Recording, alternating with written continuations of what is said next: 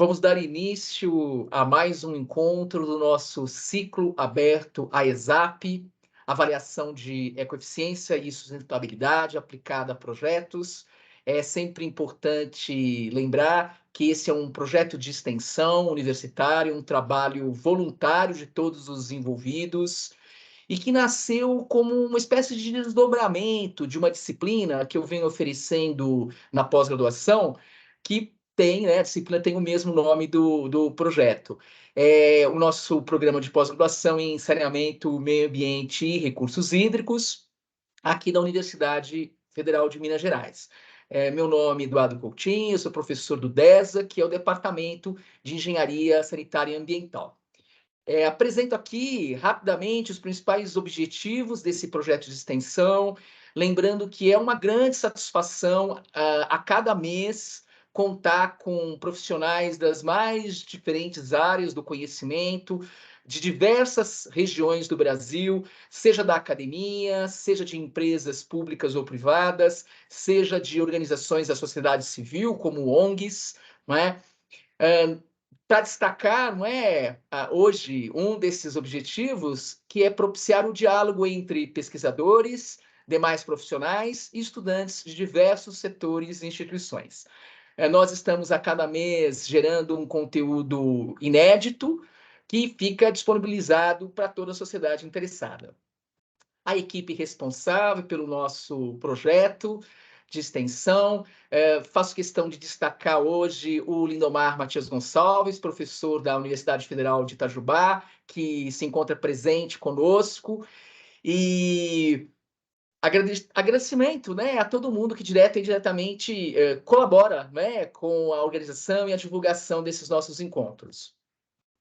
Um caráter mais institucional, faço questão de convidar todas a conhecer o portal FMG Sustentável. É uma iniciativa muito interessante da nossa universidade e a gente conta com essa parceria. A equipe de comunicação da UFMG Sustentável publica uma matéria especial, uma breve matéria com o tema de cada um dos nossos encontros. Então, no caso, o mini currículo, né, dos nossos convidados de hoje se encontram lá disponibilizados também. Temos divulgado, não é? Não custa lembrar, na próxima semana, dos dias 22 a 24 de maio, aqui em Belo Horizonte, vai ser realizado o 32º Congresso Brasileiro de Engenharia Sanitária e Ambiental, da ABS, todas convidados. Igualmente, um evento que é organizado, inclusive, pela UFMG, nesse ano sendo coordenado pelo pessoal da Unicinos, do Rio Grande do Sul, na verdade, em parceria com a Rede Brasileira de Tecnologias Limpas.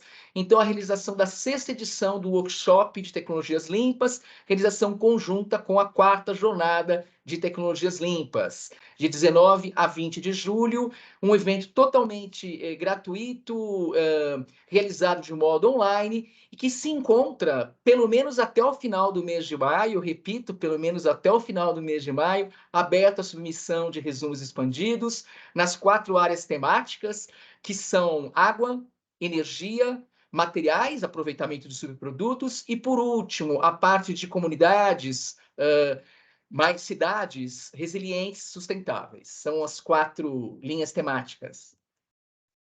Resgatando, no mês passado, tivemos a alegria de contar com uma dupla de professores da Universidade Federal da Bahia, o professor Ramon do Nascimento e a professora Gemima Arcanjo.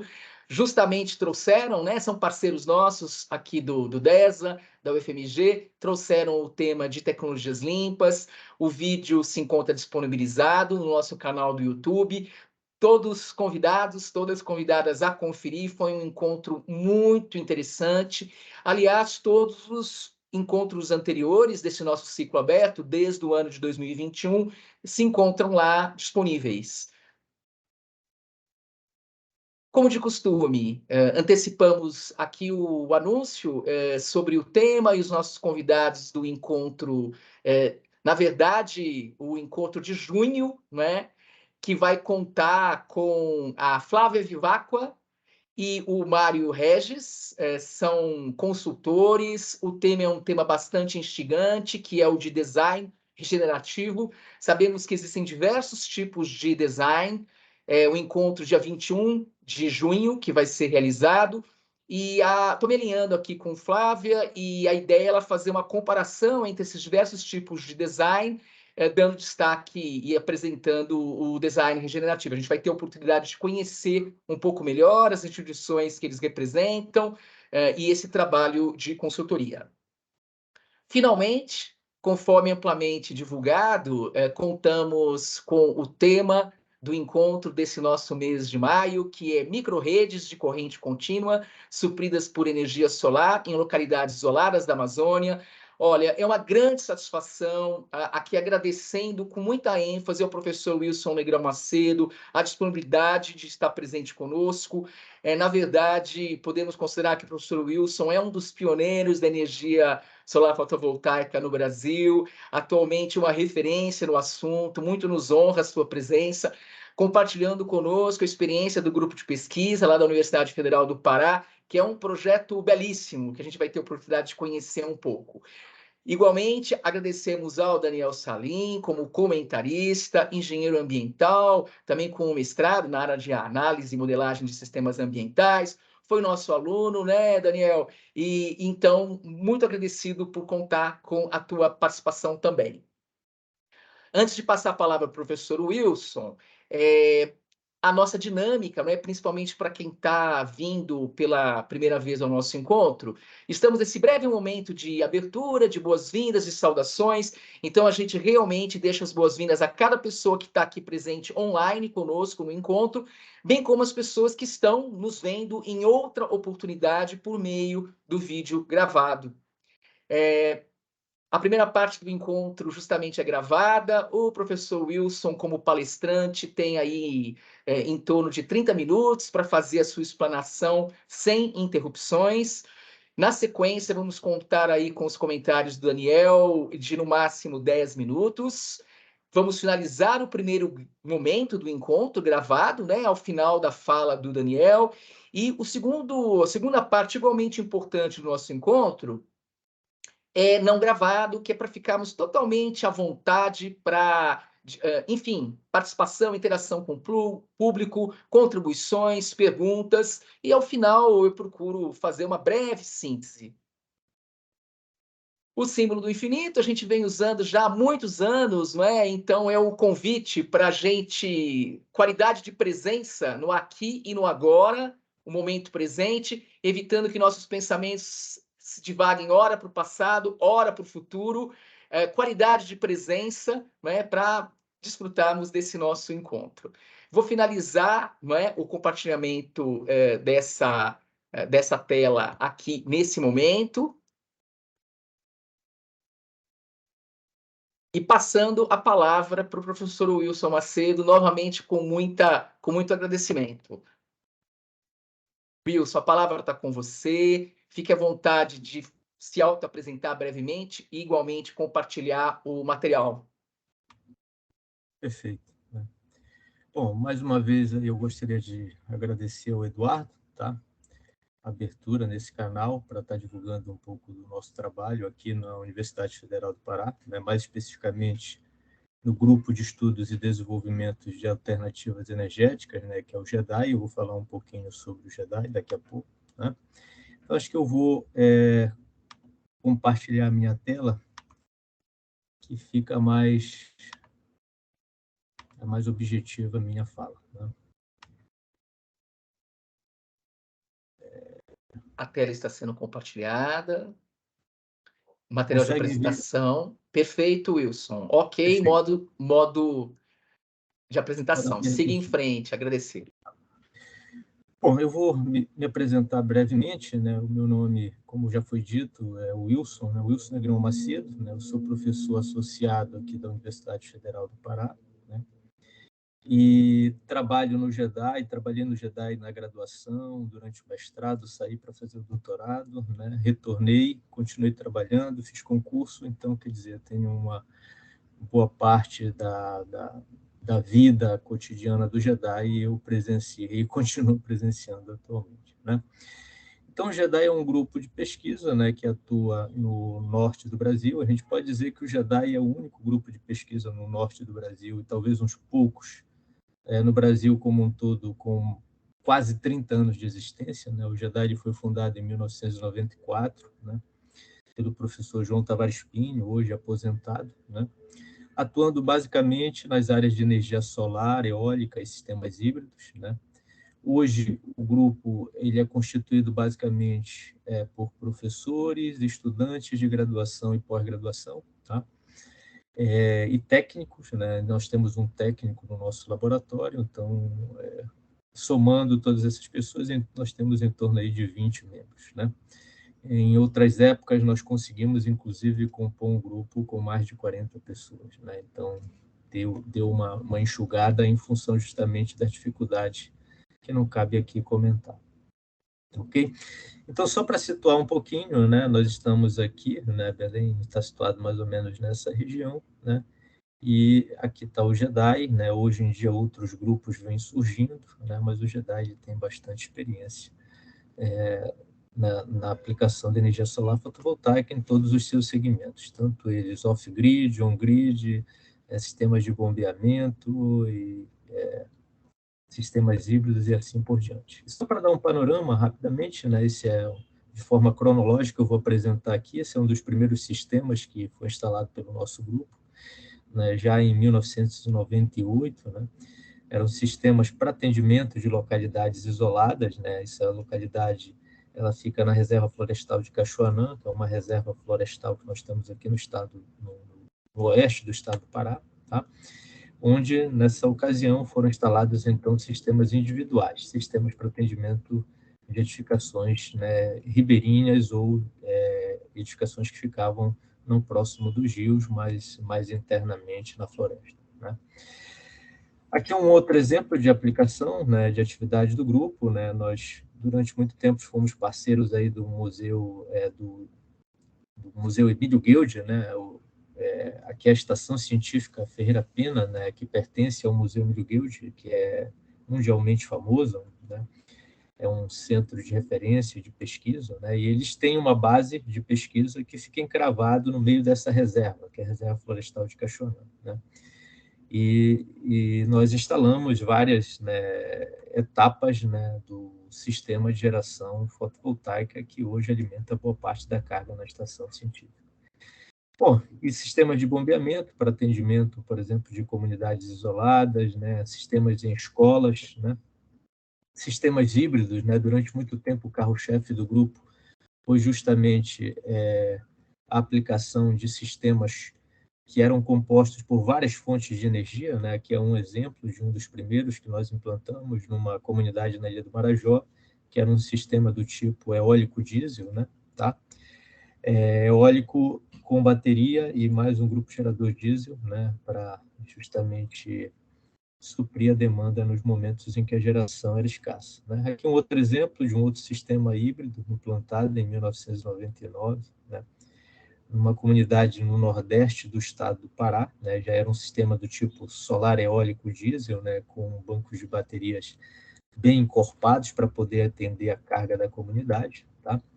Aqui um outro exemplo, um outro sistema híbrido implantado também no Nordeste, numa outra comunidade, né? Também do tipo solar eólico diesel, né? E esse foi o primeiro sistema aqui do Brasil que utilizou como forma de gerenciamento, né, da energia fornecida para a comunidade o sistema de pré-pagamento. Foi uma experiência bem interessante, tá? Então, toda essa experiência com sistemas híbridos, ela está resumida, né, condensada num livro que se chama Sistemas Híbridos, tá? Que vocês podem acessar, né, ou no site do JEDAI ou então no site do Ministério de Minas e Energia, tá? Aqui exemplos de parcerias com outras instituições, esse é um exemplo de um projeto em parceria com o Instituto Mamirauá, né, que atua no estado do Amazonas, né, um instituto que atua muito forte no estado do Amazonas, e esse projeto se chamava Rádio Ribeirinha, né? Então, eram 3 comunidades, na verdade não eram bem rádios, né, eram bocas de ferro, né, com uma mesa de som que eles utilizavam muitas vezes para mandar recado para comunidades vizinhas, né? e também para auxiliar nas festividades locais. Tá? A segunda fase desse projeto ela foi contemplada pela Oi Futura, e sim, uma dessas comunidades, que era a comunidade mais organizada, ela ganhou uma rádio de fato com uma frequência legalizada e opera até hoje, que é a comunidade de Boa Esperança, que fica próximo do Lago Amanã. Tá? Outra atividade também que nós contribuímos, também em parceria com o Instituto Mamirauá. O Instituto Mamirauá ele tem um programa que se chama Programa de Ecoturismo, né? E durante muitos anos nós auxiliamos o Mamirauá, né, no processo de, né, implantação dos sistemas de energia solar né, desse sistema flutuante. Aqui mostra um exemplo, né, de um sistema, né, que foi implantado recentemente. O sistema foi revitalizado, né, e nós auxiliamos no processo de elaboração, de reformulação do projeto, né, onde você tem um sistema de geração central aqui para atender o módulo central, é uma pousada flutuante. Você pode ver que você tem um módulo central flutuante e aqui vários apartamentos nas laterais que são utilizados para receber os turistas. E cada um desses apartamentos também ele possui um sistema de energia solar fotovoltaica, né? Inclusive, um dos objetivos do grupo é futuramente fazer uma parceria com a Mirauá e transformar esses sistemas individuais num sistema com uma microrede em corrente contínua, que é o tema da nossa fala aqui. Tá? Então, para passar mais rapidamente, né, aqui outros exemplos, né, então a Mirauá tem bases de apoio espalhados pela reserva, e todas elas com energia solar fotovoltaica, né? Nós contribuímos, auxiliamos uma Mirauá no projeto, na reformulação desses sistemas. Aqui é um projeto para atender comunidades ribeirinhas, né, um projeto de P&D em parceria com a concessionária local, uma comunidade chamada Comunidade Santo Antônio.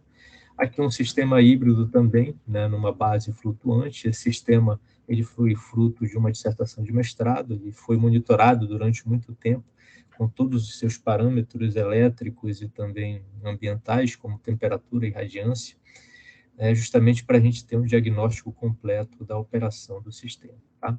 O nosso grupo ele atua muito também junto às escolas, né? E a gente é muito solicitado pelas escolas, tanto visita das escolas ao grupo de pesquisa, como também do grupo às escolas, né? E por isso, então, nós desenvolvemos vários kits, né, educativos, né? Você pode ver aqui kits para ilustrar sistemas de bombeamento de água com energia solar, né? Uma bancada de demonstração, por exemplo, de sistemas conectados à rede, onde a gente utiliza um microinversor que fica mais fácil de você manusear, né? Kits de sistemas autônomos, justamente para auxiliar nesse processo de transferência do conhecimento junto às escolas, né? E aí, finalmente, dando só esse resumo das atividades do grupo, né, a gente passa para o nosso tema propriamente dito, que seria microrredes em corrente contínua, né, para o atendimento de comunidades isoladas, né. Eu mudei um pouquinho até o tema, né, o título original está lá na frente, né, porque eu vou falar também de uma aplicação que a gente tem agregado a essa microrrede, que é justamente a mobilidade elétrica de pequeno porte, que está associada a uma embarcação muito utilizada aqui na região norte do Brasil, né? Bom, mas só para a gente entender um pouquinho até o título, né, microrrede, né, eu acho que rede de distribuição, acho que todo mundo consegue entender, né, o termo micro é uma questão somente de escala, né, eu posso ter sistemas grandes, como o nosso sistema base, que corresponde à rede principal, mas eu posso ter também um centro industrial, um centro comercial, onde eu tenho um conjunto de fontes de geração e cargas que podem trabalhar de forma conectada à rede base ou de forma independente. E aí a gente pode, então, atribuir a esse grupo, né, a essa rede restrita ao centro industrial, comercial, né, a nomenclatura de mini-rede, né? Mas eu posso ter sistemas ainda menores, como um campus universitário, né, que pode também operar de forma independente ou conectado à rede. Aí eu estou diante, então, de uma microrede, né? Ou eu posso ter um sistema parecido com o que nós vamos apresentar, apesar do título ser microrede, mas eu acho que o nosso sistema está mais para uma nanorede do que uma microrede, onde eu tenho um conjunto de edificações ribeirinhas, né, com uma carga bem mais leve, que tem um conjunto de geração, armazenamento, né, e carga que operam totalmente independente da rede. E aí eu estou diante, então, de uma nanorede de distribuição. Tá? Corrente contínua porque, né, ao contrário dos sistemas convencionais, onde a distribuição é feita totalmente em corrente alternada, né, a distribuição desse sistema é feita através de um barramento 24 volts em corrente contínua. Tá? Então, qual é o objetivo de você ter uma rede de corrente contínua? Porque a maioria dos equipamentos que nós utilizamos no nosso cotidiano, né, no fundo, a maioria deles eles são alimentados por barramentos de corrente contínua. Né? Então, apesar da gente ligar numa rede de corrente alternada, mas a fonte que faz a interface entre a rede e o equipamento, né, geralmente ela faz o papel da conversão da fonte de corrente alternada para a fonte de corrente contínua. Tá? E aí, quando a gente trabalha com sistemas isolados, né, para eu alimentar esses equipamentos, né, eu teria que utilizar um equipamento, né, que nós denominamos de inversor, né, que retira a energia da bateria, que é em corrente contínua, e transforma, então, para corrente alternada. Tá?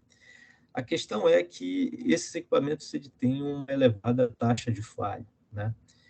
E aí vem justamente a ideia de você utilizar a rede de distribuição alimentando as cargas já diretamente no barramento de corrente contínua, de modo a aumentar a confiabilidade do sistema. Tá?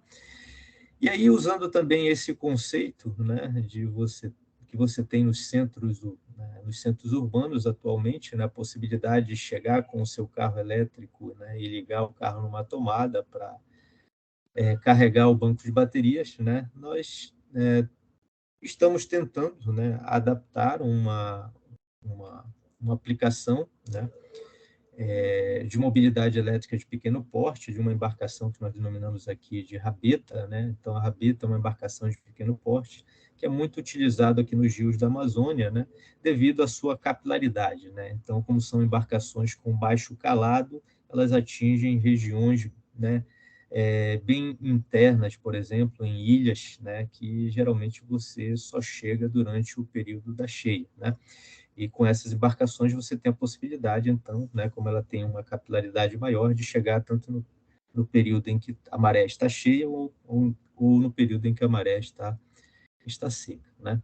Então, essa seria a ideia da gente tentar traduzir uma configuração que é típica dos centros urbanos, né, para uma aplicação, né, em comunidades isoladas da Amazônia. Né? E o primeiro passo nesse processo foi justamente montar um experimento, né, porque a nossa ideia foi inicialmente conceber essa microrrede utilizando equipamentos de prateleira. Né? Então, o que nós fizemos foi pesquisar, né, uma série de equipamentos disponíveis no mercado. Né? Vimos que todos eles tinham muitas similaridades, né? E começamos a investigar a possibilidade de aproveitar essas similaridades, então, né, para implementar uma rede de corrente contínua. E fizemos um experimento, então, no laboratório. Né? Então, no laboratório, nós montamos uma rede física, onde essa rede física ela é formada por 3 portes com um cabeamento, e nessa rede, então, nós instalamos sistemas de geração solar fotovoltaica com armazenamento e bancos de carga que representavam exatamente as residências. Tá? Aqui mostra só um esquemático, né, do que seria o sistema, que mostra a rede física, né, a rede física implantada no laboratório da Universidade Federal do Pará. Aqui os painéis que alimentam a rede, e aqui embaixo desse telhado também estão os bancos de carga, né, que são mostrados aqui nesse pequeno painel. Né. Bom, em resumo, os resultados obtidos foram muito interessantes, né, o que nos motivou, então, melhorar, né, essa configuração e tirar ela dos muros da universidade e tentar aplicar, então, numa comunidade ribeirinha. Tá? E foi então que nós partimos já em 2017, né, inicialmente para fazer uma rede interna em uma edificação, né, Aqui mostra a localização da edificação. Aqui vocês podem ver Belém, né? Aqui está Belém. Tá? E aqui mostra uma ilha que fica bem em frente à cidade de Belém, tá? E nessa ilha você tem um pequeno igarapé aqui, que eles chamam de Rio Piramânia, mas na verdade é um igarapé, tá? Que é muito parecido com o rio, que é um igarapé considerável. E aqui você tem, então, uma comunidade que não é atendida, né? Essa ilha inteira aqui ela não é atendida pela rede elétrica convencional, né? E aqui mostra a residência contemplada, né, na primeira etapa do projeto, né? E o objetivo foi justamente implantar um sistema que possibilitasse aos comunitários, né, o uso dos, né, equipamentos de usos finais que eles mais almejam, que é a iluminação, ventilação, a televisão para entretenimento, né, a tomada para carregar celular, tá? A ventilação para conforto, a refrigeração para você ter a possibilidade de armazenar algum alimento, né? O sistema de bombeamento para bombear água, né? Aqui você tem também agregado um sistema para lavagem de roupa, né? E um sistema também para beneficiamento de um fruto muito utilizado aqui na Amazônia, né? No mundo inteiro, na verdade, porque o açaí hoje em dia ele é exportado para o mundo inteiro, mas eles utilizam muito também como subsistência, né? Como um alimento, né, cotidiano, né, dessas populações, tá? Que é o açaí. Tá? Então, por exemplo, lâmpada nós encontramos em corrente contínua no mercado, sistema de refrigeração também, sistema de bombeamento, tivemos dificuldade de encontrar um custo mais acessível, fizemos algumas adaptações, como vocês vão ver, né? Nós adaptamos também uma máquina de açaí para operar diretamente em corrente contínua, tá? E fizemos algumas adaptações, então, para poder acionar os sistemas de lavagem de roupa e também de ventilação. Então, basicamente, são esses usos finais, né, que foram contemplados. Aqui mostra as diversas etapas, né, dessa primeira fase do projeto, que foi a implantação do sistema de geração, né, o cabeamento, né, a implantação do quadro de gerenciamento, como vocês podem ver aqui, o banco de baterias e assim por diante. Tá? Aqui mostra, mais uma vez, né, o sistema já implantado, com a máquina de açaí já em operação, funcionando. Tá? Aqui o suco de açaí, né, já extraído, né? E mostra também a utilização prática do sistema de refrigeração, né, onde eles produzem atualmente e vendem na localidade o famoso sacolé, que para nós aqui nós denominamos, né, nós chamamos de chopp, né? Não é o chopp de tomar, né? É um pouquinho diferente a nomenclatura. Né? E a partir daí, os próximos passos, né, foram simplesmente como a gente pode expandir agora para outras edificações adjacentes, né? Inicialmente, nós pensamos na expansão para, além da residência já contemplada, né, contemplar mais 3 edificações, né, interligadas através de uma rede física em corrente contínua, num barramento 24 volts, que é o barramento original do primeiro sistema implantado na localidade, né? E agregar a esse sistema, né, uma estação de recarga, né, justamente essa estação de recarga para alimentar o banco de baterias que seria embarcado no sistema de mobilidade elétrica, né, de pequeno porte que foi implantado. Tá? Então, essa foi a ideia de expansão do sistema. Né?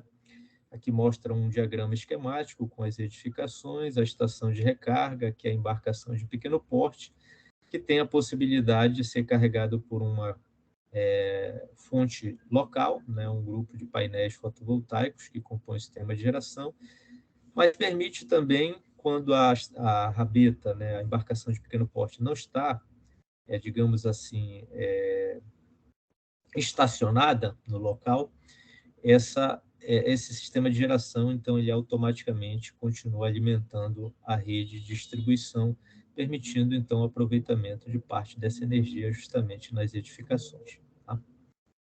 Aqui já mostra uma concepção um pouco mais detalhada, né? Então, você tem aqui vários subsistemas de geração, cada uma agregada a uma das edificações. Aqui você tem a estação de recarga, né? E todos esses sistemas, então, eles são interligados através de uma rede física em corrente contínua de 24 volts, tá? Então, quais seriam as principais vantagens desse sistema? Seria o aumento da confiabilidade, né? Esse sistema, se estivesse operando de forma individual, por exemplo, né? Uma falha num banco de bateria de um desses sistemas já iria ocasionar a interrupção do fornecimento para essa edificação, né? Então, nesse caso, se eventualmente eu tiver algum problema nesse banco de baterias, né, essa edificação não vai deixar de ser atendida, porque os demais subsistemas de geração, então, eles assumem parte dessa carga, né?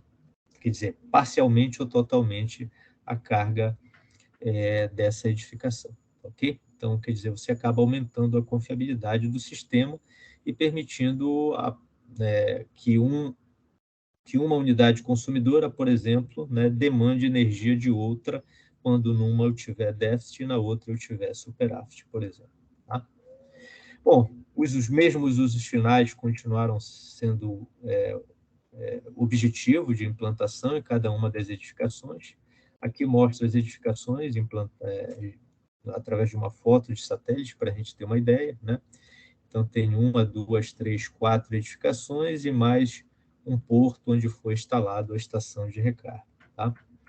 Aqui já mostra a rede física implantada na comunidade, né? Essa rede física ela é composta por postes de madeira com isoladores em rack, né? Com cabos multiplexados de 35 milímetros, justamente para evitar quedas de tensão muito acentuadas ao longo da rede. Tá? Essa rede ela tem aproximadamente, a rede inicial tinha aproximadamente 150 metros de extensão total da rede, né, contando a interligação das edificações. Aqui mostra etapas do processo de implantação dos geradores, né? Então, inicialmente era um, depois nós implantamos em mais 3 edificações e mais a estação de recarga, né? Então, passamos a ter 5 geradores espalhados na comunidade, né? E como é um sistema extremamente modular, né? Esse sistema ele vem crescendo aí ao longo dos anos, né? Aqui, por exemplo, mostra a etapa de uma expansão recente, né? Que nós fizemos, né? Onde nós tínhamos 4 edificações com uma estação de recarga e agora, nesse momento, nós estamos com 8 edificações interconectadas, né? E mais uma estação de recarga para o sistema de mobilidade elétrica de pequeno porte. Mostra só etapas da montagem dos quadros de distribuição, né? Que a instalação de todos os quadros em cada uma das edificações, né? E essa figura aqui ela ilustra muito bem, né, como o pesquisador, o coordenador do projeto confia nos seus bolsistas, né? Então é uma tentativa aqui de colocar uma braçadeira num cabeamento para melhorar um pouco o acabamento. Tá? Bom, e aqui mais, digamos, das etapas de implantação do sistema, tá? E, atualmente, essa comunidade, em algumas edificações, pelo fato da energia elétrica ter chegado até eles passaram a utilizar, né, internet no local, né? Então, tem 4 edificações, né, você tem acesso à internet atualmente, tá? Aqui mostra um pouquinho da rede de distribuição, muito simples, né? 2 cabos, um positivo e negativo, né? Que leva o sinal em 24 volts, né?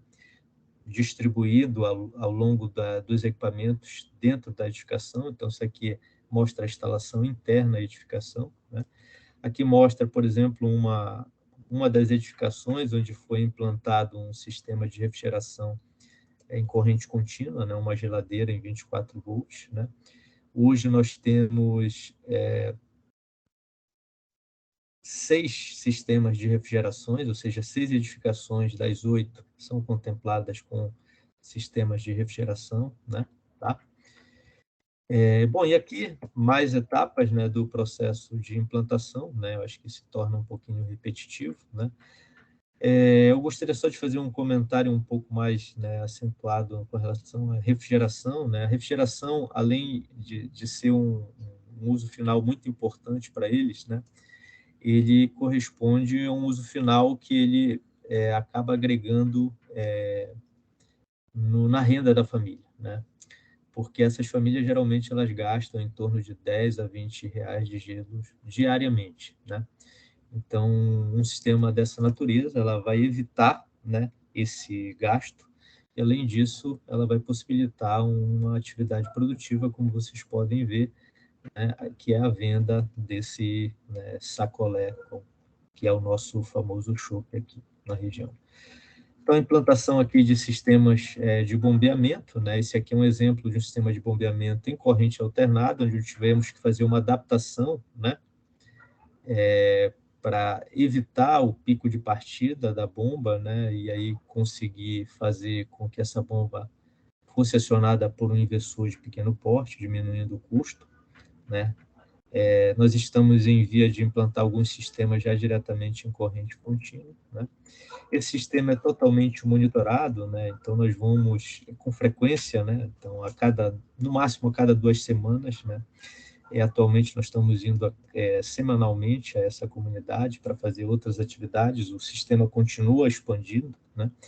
E aqui você consegue visualizar como é que está a operação, né? Do sistema como um todo, né? Ou em cada uma das partes que compõem esse sistema com microrrede de corrente contínua, né? Então, você consegue fazer um diagnóstico bem geral da situação da operação da rede na comunidade, né? E aí vem a parte da mobilidade, né? A mobilidade, nós tivemos 2 experiências, né, que permitiu a gente adquirir um certo conhecimento, então, para partir para essa segunda etapa, que seria o desenvolvimento de um protótipo nosso, né, de embarcação de pequeno porte. O primeiro deles foi uma embarcação que nós trabalhamos em parceria com a Universidade Federal de Santa Catarina, que foi uma embarcação desenvolvida por eles na Universidade Federal de Santa Catarina. Depois nós participamos, então, de uma atividade, de um concurso que foi realizado, se eu não me engano, no Rio de Janeiro, né, onde foi uma equipe do nosso laboratório também participar e que permitiu a gente aprender bastante também nesse processo, né? E aí, finalmente, nós chegamos, então, no nosso protótipo. Aqui vocês podem ver o protótipo inicial que nós desenvolvemos em laboratório, os primeiros testes ainda. Esse rio aqui é um rio que passa à margem da Universidade Federal do Pará, então, para a gente facilitar bastante fazer os ensaios, né? E esse seria, digamos, o nosso protótipo laboratorial. Assim como nós também desenvolvemos o protótipo laboratorial da máquina de açaí para depois, né, transferir isso para a comunidade, né? E aqui já mostra, né, esses protótipos que são inicialmente desenvolvidos no laboratório, então, sendo transferidos então para a comunidade e em operação na comunidade, tá? Então, qual é a nossa ideia com a embarcação de pequeno porte? É simplesmente tirar, né, esse motor, né, que é um motor a gasolina, né, que eles utilizam muito, né, acoplado a um eixo que eles chamam de rabudo, né, que é o eixo que tem aqui a hélice que vai dar propulsão mecânica para fazer o barco desenvolver, né? Então, a nossa ideia é simplesmente tirar esse sistema a gasolina e adaptar um motor elétrico que vai ser alimentado por um banco de baterias, né, que vai estar embarcado à edificação, mas que pode ser carregado por uma estação de recarga em terra, né? Ou então, o que é mais complicado, né, você montar um gerador embarcado, né? Porque é mais complicado, por causa das dimensões, né? Uma embarcação muito pequena, e hoje os módulos, cada vez mais, eles estão aumentando de tamanho. Então, isso torna um desafio você montar um sistema embarcado para isso, tá? Mas a ideia é, basicamente, você mexer o mínimo possível, de tal modo que facilite o processo de transferência da tecnologia para essas comunidades, né? Aqui tem alguns desenhos, aqui é o protótipo que foi inicialmente desenvolvido, a gente já está em um outro estágio de desenvolvimento, né, adaptando alguns tipos de hélice para operar nesse sistema de propulsão, né, trabalhando com caixas de redução para, né, aumentar o torque, por exemplo, do sistema e assim por diante. Tá? Aqui mostra um ensaio, só para vocês terem uma ideia, né? É um dos ensaios que nós fazemos na comunidade, né? E esses ensaios, geralmente, a gente leva junto um ribeirinho, né? Que entende justamente, né, desse processo de locomoção das comunidades ribeirinhas, justamente para realimentar a gente com relação à eficiência, ao desempenho do protótipo. Tá? Então, só para vocês terem uma ideia, esse é o ensaio do protótipo com o motor fazendo o acoplamento direto com o eixo, né, com o eixo que é acoplado até o sistema de propulsão mecânica, certo?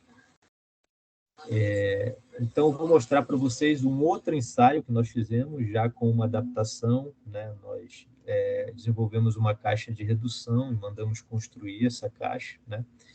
E para vocês terem uma ideia da diferença de desempenho, né? Essa caixa, né? Eu vou só pedir para vocês um pouquinho, só para mudar a tela. Vocês conseguem ver a tela aí, pessoal? Sim, né? Sim, sim. Pode seguir, Wilson. Então, esse é um outro ensaio já com essa adaptação, onde nós acoplamos entre o eixo, né, longo e o motor uma interface que seria uma caixa de redução para aumentar justamente a harmonia entre a operação do motor e o eixo onde a hélice é acoplada. E vocês vão observar como né, o ganho de desempenho foi muito significativo. Né?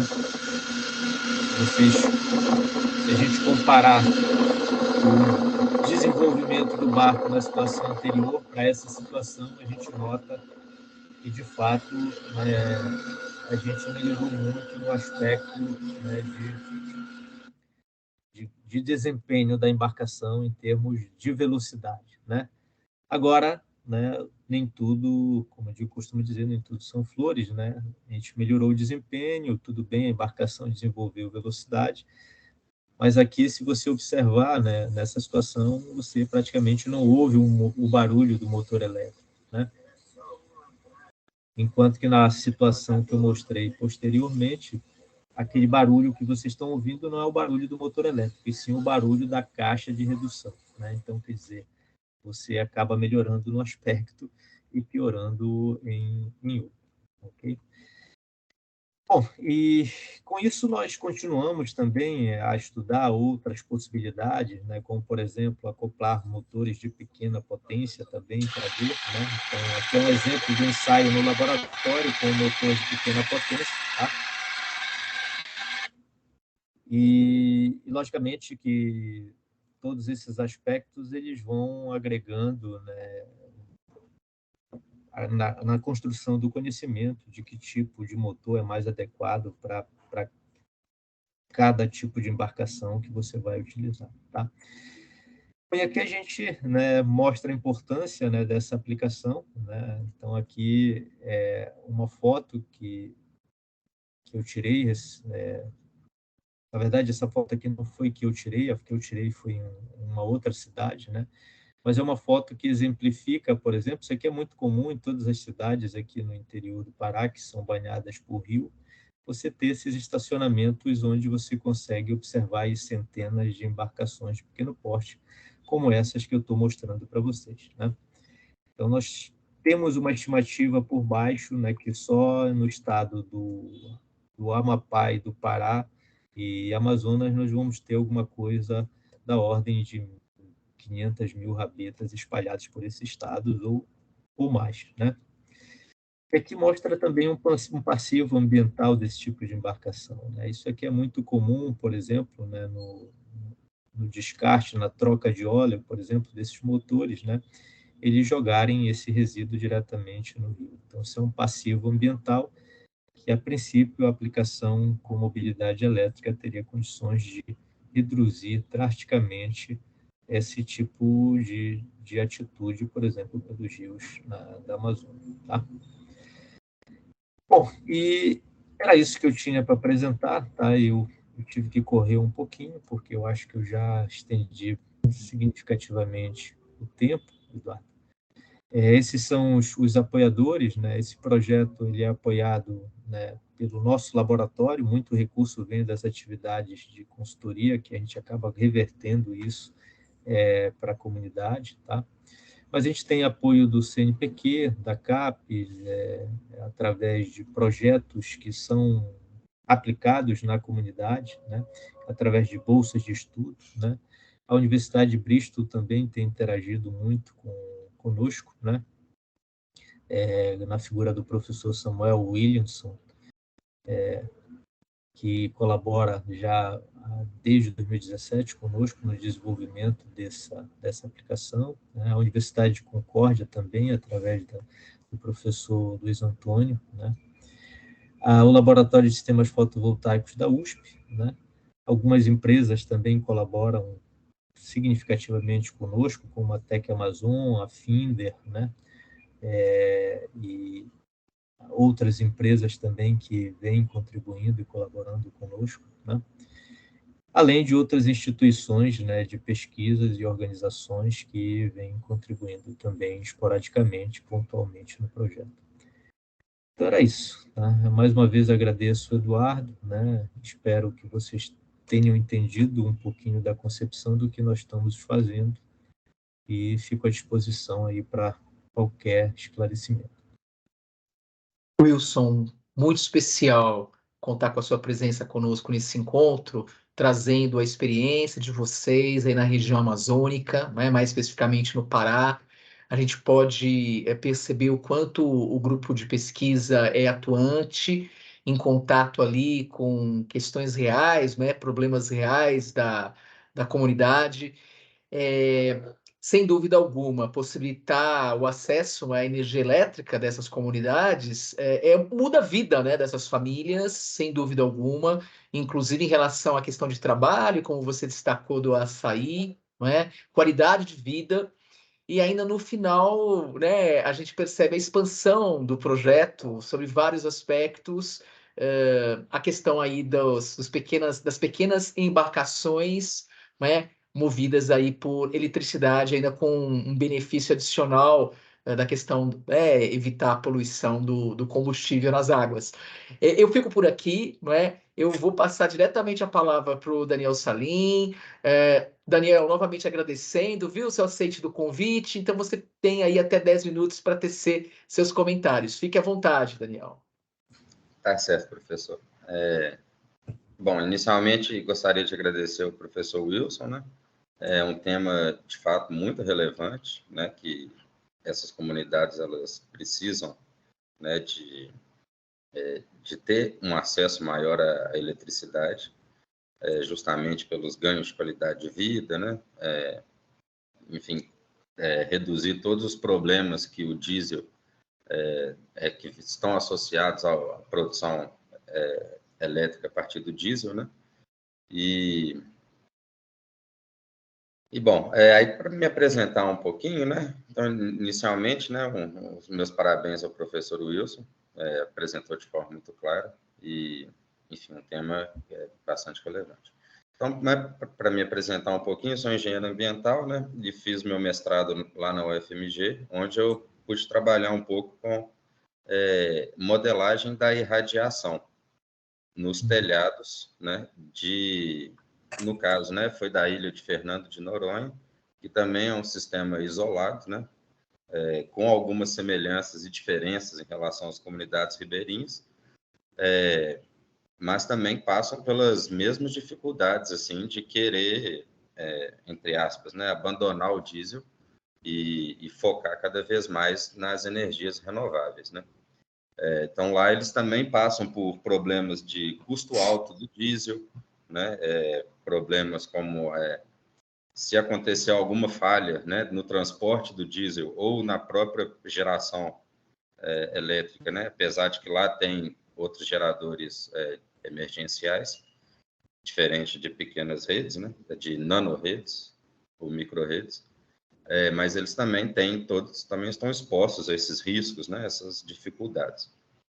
E como qualquer sistema isolado, né, eles buscam a independência, né, de poder ter sua própria energia para poder ter uma qualidade melhor de vida, né? Assim, às vezes a gente aqui que está nos centros urbanos, a gente nem percebe o quanto que a eletricidade facilita a nossa vida, né?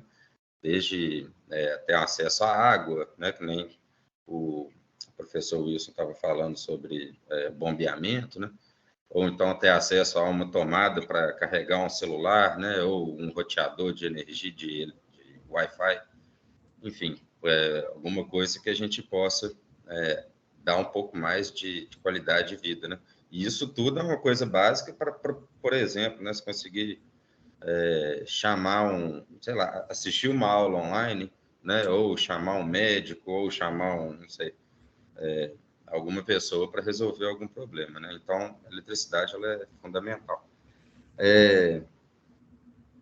E achei bastante interessante também, né, o fato do grupo, né, ter trabalhado aí com 2 grandes inovações, né? Pelo que eu percebi, vocês já vêm trabalhando com energia fotovoltaica em corrente contínua, né? Já desenvolveu bastante sistemas, e isso é bem interessante, assim, porque eu acredito, né? Não sou um especialista em engenharia elétrica, né? Mas eu acredito que, pelo fato de não ter um inversor, você já deixa de perder bastante não, né? Você já tem uma perda ali, você deixa de perder uma energia considerável, não tendo um inversor, e também conseguir adaptar os equipamentos, né, para essa realidade, né? E isso é também mais um parabéns aí para o grupo de vocês. Bom, outra coisa que eu achei bastante interessante, né, que eu também cheguei a ver no meu mestrado, que era essa questão de utilizar baterias, né, nesses sistemas isolados, né, que é uma das grandes maneiras de você ter, de fato, ali segurança energética, né, e também, se possível, complementar com outras fontes de energia renovável, né. Mas eu fiquei, assim, surpreso, né, com a com a genialidade, né, de conseguir trazer os barcos, né, como sendo os veículos que a gente tem o conceito, né, de veículo para a rede. Então, utilizar as baterias dos veículos, né, como também forma de armazenar essa energia, você está ali solucionando tanto um problema energético como também um problema de transporte, né? E isso tudo envolve ali em redução enfim, de custos para transportar, né? E imagino que deve ser uma grande dificuldade se transportar de um lugar a outro, né? Sempre de barco, sempre distâncias longas, né? Assim, eu já trabalhei em pesquisa utilizando barco como transporte e de fato é complicado, assim, não é. E olha que a gente está aqui na região sudeste, né? Que não tem nenhum rio próximo do que os rios da região norte, né? Bom, e aí também destacar, né, o alto potencial aí de replicar essa tecnologia, né, assim, com certeza tem diversas comunidades ribeirinhas, né, e que elas não, poucas têm acesso aí à eletricidade, e o fato de ser um sistema relativamente fácil, né, de você escalonar ele, né, que como é tudo modular, né, assim, é um sistema acessível, né, economicamente acessível. Com certeza deve ter suas dificuldades para fazer instalação, transporte desses módulos, né, de todos esses equipamentos, mas a gente vê como uma solução, né, assim, como no saneamento a gente tem soluções para cidades, né, para comunidades, a gente tem também soluções individuais que vão atender, e essa com certeza é uma das soluções que eu vejo, assim, resolvendo um problema, né. Bom, deixa eu ver se eu anotei mais alguma coisa aqui que é interessante. Bom, o fato também, né, de ter, por exemplo, algumas superfícies, né, que um grande problema de você só ter um telhado é que se acontecer um sombreamento, né, você perde a produção elétrica naquele momento, né? E aí, tendo mais superfícies, isso é bastante interessante, né? Que você distribui o potencial de geração dessa energia. Daniel, se você me permitir, tá? Esse seu comentário ele é muito pertinente, tá? Porque isso é um problema, né? Você trabalhar com as populações ribeirinhas é um problema, de onde colocar o painel, porque as casas eles fazem no meio da mata, né? Então, muitas vezes não dá para você utilizar o telhado de muitas edificações, né? Ou você tem que fazer uma estrutura à parte, ou então aproveitar um trapiche, que eles falam, que é um porto um pouco mais afastado, próximo ao rio, né? Ou então procurar um telhado um pouco melhor, né? E eventualmente pedir para eles, muitas vezes, né? Derrubarem algumas árvores de açaí para minimizar o problema do sombreamento, não tem jeito, né? Mas isso é um aspecto muito importante que você comentou. E o fato da microrrede de você poder espalhar os geradores pela rede, né, e mesmo assim interligar o ribeirinho em outro canto, de fato, flexibiliza bastante. Tá? Aí eu fico pensando, Wilson, mas acho que tá bom para fazer meus comentários. Não sei, questão de tempo aí. Depois a gente discute um pouco mais. Justamente, Daniel, justamente. Olha, excelentes comentários, Daniel.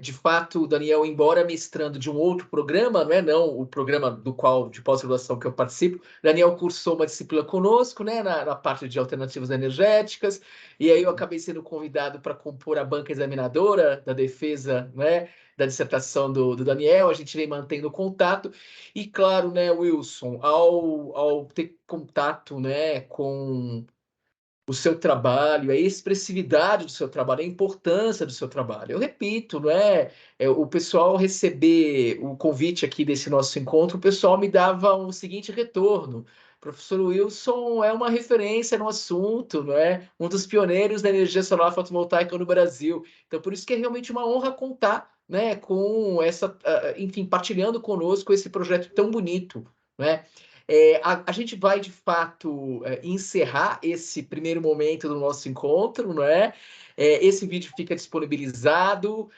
para as pessoas. Eu aproveito, antes de encerrar a gravação, de compartilhar aqui a tela, no sentido de destacar, o convite para o encontro do próximo mês, o mês de junho, dia 21 de junho. A gente vem reunindo nossos encontros normalmente na noite da terceira quarta-feira de cada mês, e aí um tema instigante, sobre design regenerativo, contando com profissionais que atuam com consultoria, A Flávia Vivacqua é uma estudiosa muito, muito séria dessa abordagem, dos designs, e vai trazer aí uma discussão de comparação de vários tipos de design, com destaque para o design regenerativo. Eu finalizo nesse momento a gravação, e a gente vai seguir para um momento igualmente importante do encontro, como o Daniel comentou, de participação e interação com o público. A gente cria um bate-papo entre nós três com o público, Então, finalizando a gravação nesse momento e agradecendo muito a presença do professor Wilson. Perfeito, eu que agradeço, Eduardo. Eu que agradeço também, Eduardo.